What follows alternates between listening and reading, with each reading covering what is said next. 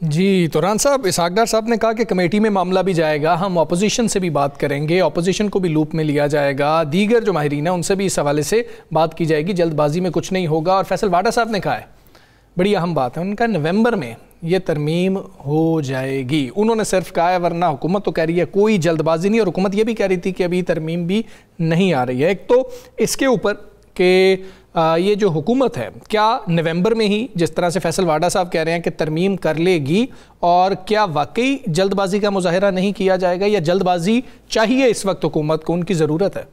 بسم اللہ الرحمن الرحیم، الصلاۃ والسلام علیک یا سیدی یا رسول اللہ، الصلاۃ والسلام علیک یا سیدی یا حبیب اللہ، تاجدار ختم نبوت، زندہ آباد زندہ آباد زندہ آباد۔ بات یہ ہے کہ نومبر میں ہی ہوگا، اچھا نومبر میں ہی ترمیم منظور ہوگی، ٹھیک ہے۔ اب کس کے علم میں ہے یا کس کے نہیں ہے؟ اچھا، ترمیم جو ہے، مجھے ایک بات بتا دیں، آج تقریر میں کہا گیا جی ابھی تو ہم اس پہ کام کر رہے ہیں، لیکن بلاول صاحب نے تو نکات بھی دے دیے، کچھ اور بھی نکات ہوں گے۔ اس کے علاوہ ان کے 3 اپنے منسٹر جو ہیں جی وہ مختلف ٹی وی چینلز پر بیٹھ کے اس حوالے سے کھل کے بات کر چکے ہیں۔ ہاں جی، اب کچھ کس کو پتہ ہے کچھ کو نہیں پتہ، میری تو یہ سمجھ باہر۔ اب اسحاق ڈار صاحب کی بات ہم لفظ پر لفظ درست مان لیتے ہیں، ہاں بالکل ٹھیک ہے، انہوں نے ساری مان لی بات۔ ان کے مطابق جتنی مشاورت کا عمل ہے ابھی بن رہی ہے 27 مہینے ترمیم، اس مشاورتی عمل کے لیے بڑا ٹائم چاہیے، چاروں صوبوں سے بھی آپ نے مشاورت کرنی ہے، آپ نے تمام سٹیک ہولڈر سے مشاورت کرنی ہے، آپ نے تمام آئینی پہلو دیکھنے ہیں، تو پھر اس کے لیے تو آپ کو 3 سے 4 ماہ چاہیے اگر پراپر ڈسکشنز ہوں۔ لیکن میں آپ کو یہ کہہ رہا ہوں کہ وہ ترمیم بن چکی ہے میری اطلاع کے مطابق، میری اطلاع غلط بھی ہو مسودہ تیار ہے، تیار ہے جی۔ اچھا فائنل اگر جو نہیں ہے ڈرافٹ ہے، میں ایک بات میری بڑے سمپل، اگر نہیں ہے تیار تو پھر پیپلز پارٹی سے جو اتنے دن پہلے ڈسکس کر کے آئے وہ کیوں کر کے آئے؟ اگر ایک چیز تیار ہی نہیں ہے، صرف یہ کہہ دیتے جناب ہم ایک آئینی ترمیم لانا چاہ رہے ہیں، 27ویں آئینی ترمیم ہے، بیٹھ کے بات آپ بیٹھ کے بات کریں، آپ اپنی تجاویز دیں، اور یہی بات یہ آپ باقی بھی تمام اپنے اتحادیوں سے کرتے اپنی وفاق۔ دیکھیں اسحاق ڈار صاحب ڈپٹی وزیر اعظم ہیں، جی ایسے ہی ہے، کم از کم یہ کابینہ میں تو ڈسکس ہوا ہوگا نا؟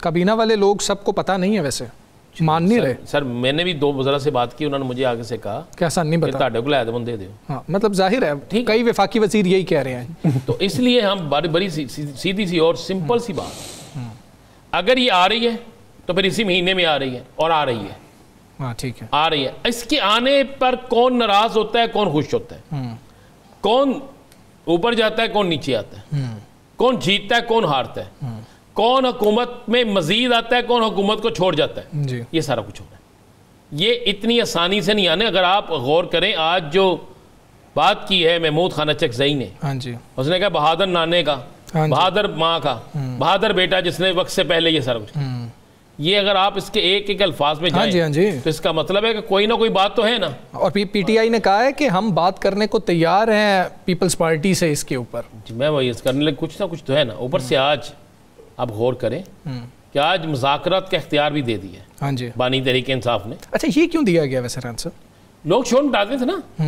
کہ بار بار کہتے ہیں جی جو بھی بات کرنی ہے بانی تحریک انصاف سے جا کے کریں، ہم ان سے لیں گے۔ انہوں نے کہا چلیں ہم با اختیار کرتے ہیں ان کو، کریں بات ان سے۔ اب کون سی گنجائش رہ جائے گی؟ آپ کریں نا، دیکھیں ٹھیک ہے بانی تحریک انصاف سے آپ نہیں بات کرنا چاہتے جی وہ سزا یافتہ ہے، اوکے جی ٹھیک ہو گیا۔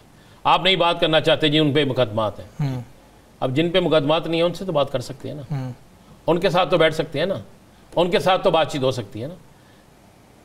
محمود چکزئی صاحب کا بڑا اچھا تعلق ہے میاں نواز شریف صاحب سے، ہاں جی، پیپلز پارٹی سے بھی اچھا تعلق ہے، باقی سیاسی جماعتوں سے بھی تعلق ہے۔ وہ علیحدہ گل انہوں نے بنا دینی پہ اپوزیشن لیڈر، ہاں جی، یہ سارا مولانا صاحب سے بھی تعلق سچویشن بیس تعلقات ہے، ٹھیک ہے۔ تو پھر کریں، لیکن میں پھر وہی کہہ رہا ہوں کہ پہلے بھی یہ 27ویں آئینی ترمیم جو ہے یہ 27ویں ہوگی، آخری ہوگی کسی کے لیے، یا کسی کے لیے جو ہے وہ اس کے بعد بھی کچھ ترمیم ہوگی۔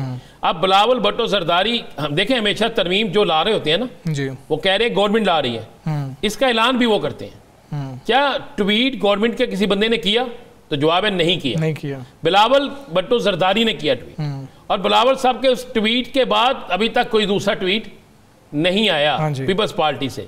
پیپلز پارٹی کے اندر بات چیت ضرور ہو رہی ہوگی. رضا ربانی صاحب نے بڑا اختلاف کیا جی. یار رضا ربانی صاحب بڑے میرے لیے محترم ہیں. 18ویں ترمیم کا انہوں نے کہا کہ جی یہ تو ختم ہو جائے گی اس سے تو پھر آپ کا اور بھی بہت سی چیزیں ختم ہو جائیں گی. آپ 73 کا آئین دیکھیں نا, اس میں سے اور بہت سی چیزیں آ جاتی ہیں اس میں.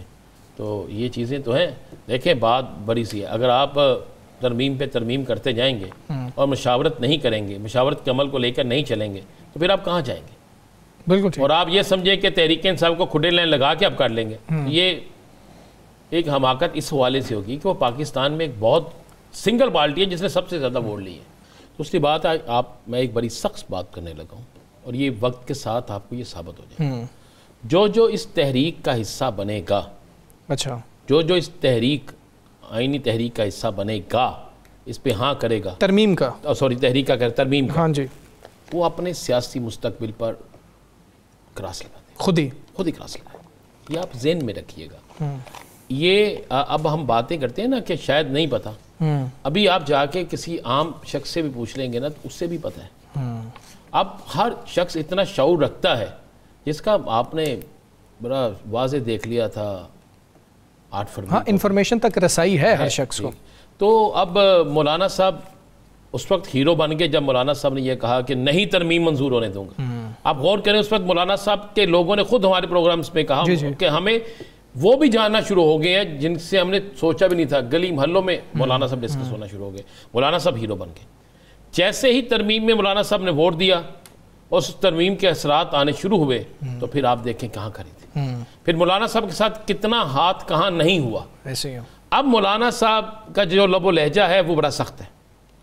اب اس سخت لب و لہجے میں کے بعد مولانا صاحب اگر اس ترمیم کے حق پہ جاتے ہیں تو سیاسی مستقبل کیا ہوگا, یہ بڑا سوچنا ہے. یہی بات پیپلز پارٹی کو بھی سوچنا پڑے گی. یہی بات جو ہے مسلم لیگ نون کے اندر بھی سوچ ہے, ان کو بھی سوچنا پڑے گا. آپ ذرا آہستہ آہستہ دیکھتے جائیں کہ ابھی 8-7 دنوں میں آپ کو بہت سی چیزیں نکلتی نظر آئیں گی. میں پھر ایک ہی سوال کرتا ہوں نا, اس آئینی ترمیم کے حوالے سے جو 7 یا 8 نکات بلاول صاحب نے پیش کیے ہیں, وہ حکومت کے کسی شخص نے کیوں نہیں ٹویٹ کیا؟ وہ تو وزیر اعظم صاحب کی طرف سے یا وزیر قانون صاحب کی طرف سے یا کسی اور کی طرف سے آنا چاہیے تھا, تاکہ ایک چیز پہ بحث شروع ہو جاتی. لیکن اگر بلاول صاحب نہ کرتے تو کیا اس پہ کسی کو علم میں ہونا تھا؟ نہیں ہونا تھا. تو پھر آپ وفاقی وزراء کو تو آج علم نہیں ہے. اب دیکھنا یہ ہوگا کیا بلاول صاحب نے یہ کس گڈ فیتھ میں کیا.